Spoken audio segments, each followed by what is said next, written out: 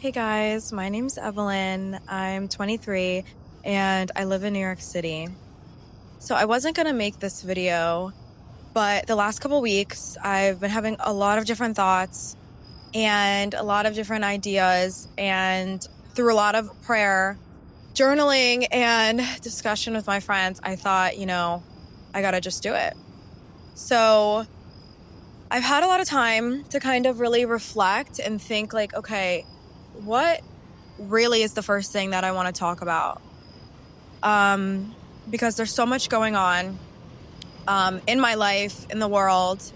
And I feel like when I first created my TikTok account, I knew the purpose behind it was, one, to really just be, I guess, maybe like not the inspiration, but an example that I would have appreciated when I was 16 or 15, going through a lot of different experiences in life that I felt alone in. And at the same time, I had just been basically beginning my journey with faith again. And I felt so utterly inspired by God. And I kind of felt this responsibility to almost tie that into everything that I've learned, because it has been such a huge part in my life. But I decided today, after a long period of time of just thinking and basically telling God, asking him really like, just tell me where to go.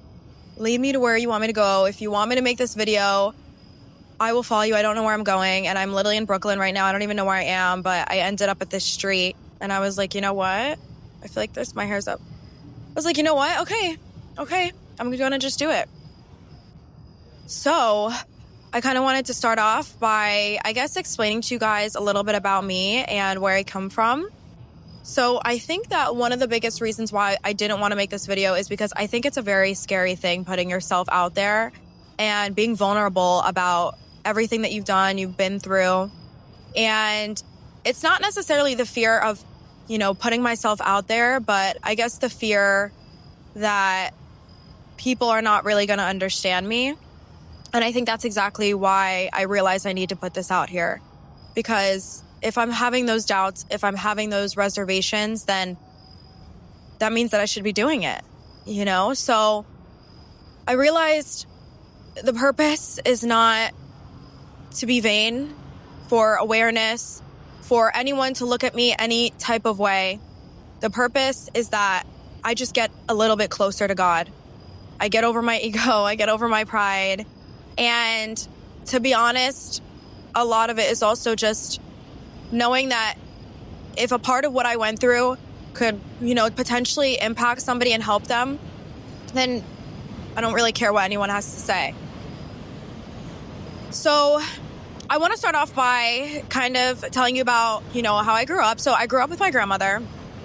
My parents passed away when I was young, and I grew up with my brother. I want to be a little bit vague about that because, everyone has their own life experiences and I can only talk about mine, which, just to preface this, I really want to take this on by the angle of this is literally just my experience. I don't know everything. I have a lot to learn. I'm new to my faith. I'm not a preacher. This isn't going to be a sermon. I just really want to talk about, in my opinion, what's worked for me, because growing up without parents, even if you have a very strong environment, it can be debilitating in a lot of different ways, mentally, physically. And I did grow up low income. We had less than $10,000 a year coming into the home. And it wasn't just me, it was my brother.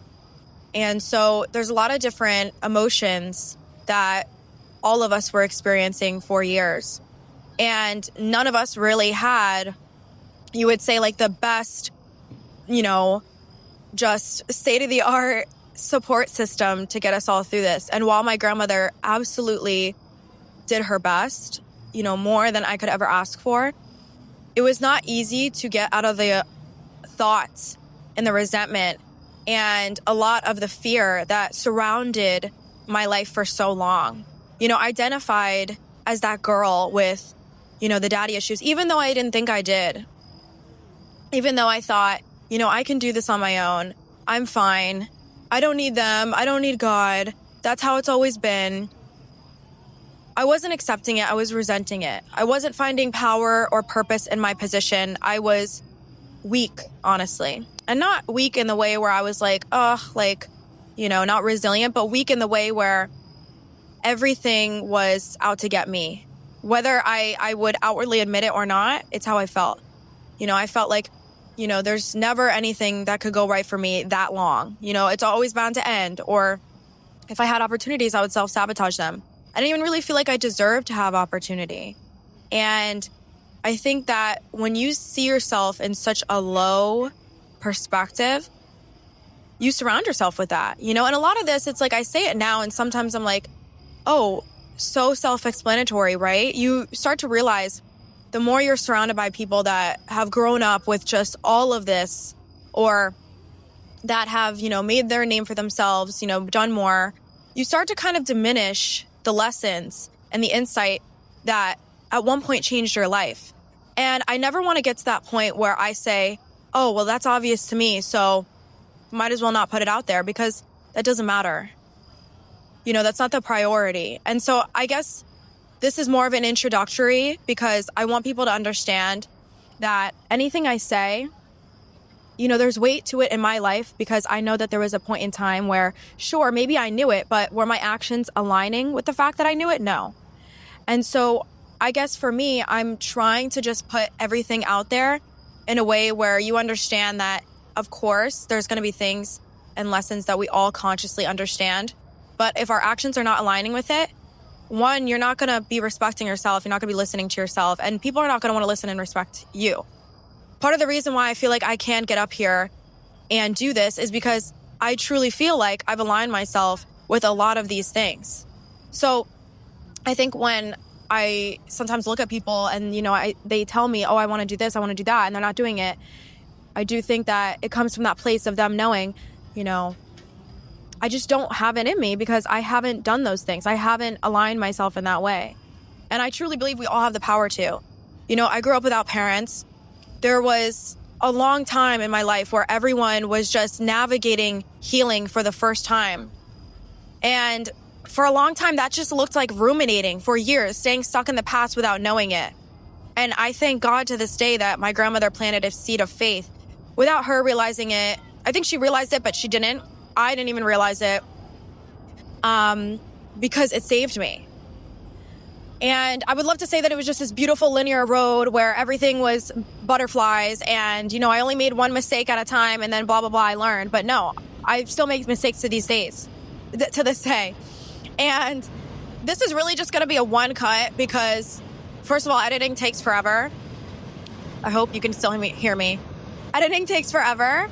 And I want to be completely raw in this. I don't want to sugarcoat anything. I think it can be easy to get on YouTube, say the same thing over and over again, or put yourself out there in a way and just cut out the parts you don't like. But at the end of the day, it's like, if I'm this raw and real with my best friends, with God, there are times I'm going to be corrected. There are times that I'm going to look back and be like, dang, I really didn't know what I was talking about. And maybe I'm going to look back on this and be like, dang, I really didn't know what I was talking about. But again, it's like, who really cares, right? And I guess some of this is part of me convincing myself, like, okay, really, like, Ev, you got this. But I guess that's kind of a little bit about my story. By the time I got to high school, I was extremely depressed, extremely suicidal. I knew that I didn't have purpose. And right before college, I checked myself into a mental hospital because it wasn't even an emotional thought. It was a logical thought that I had in my brain that I was bound to commit suicide. That's how sure I was. And of course, a part of me knew that it wasn't what I wanted and it wasn't what I was truly meant to do. And so I was vulnerable enough with my grandmother to be like, I'm going to be honest, like, I don't want to be here. And I'm about to go to college and I'm honestly scared that I'm not even that I'm not going to be able to do it, but I'm just going to have these feelings and thoughts grow, and everything is kind of going to validate that idea, and I'm just going to do it. And it was going there that I found God through no one else but myself, through reading my Bible, through journaling, through honestly meeting people and having experiences that showed me that it wasn't who I am. It wasn't the life that I was destined to live, or the death that was destined to happen. And so I'm putting this out there because I feel like I can finally say, I'm here to break generational cycles. I'm here to, continue living the life that I love, and I guess that's why I wanted to put this out here, because I can finally say, like, I'm not waiting to be that woman. I'm not waiting to say, oh, I finally feel like I've earned God's love, because I know I have. And so I don't need to explain myself to anyone. I don't need to prove myself to anyone. And I feel like if everyone could experience that feeling like I've finally felt, then it just would be, I don't know, an amazing experience. And so, yeah, I mean, this is kind of just an introduction, but I hope you guys learned a little more about me. I hope that, maybe people that know me understand a little bit more about what I was going through at certain times when they knew me or didn't.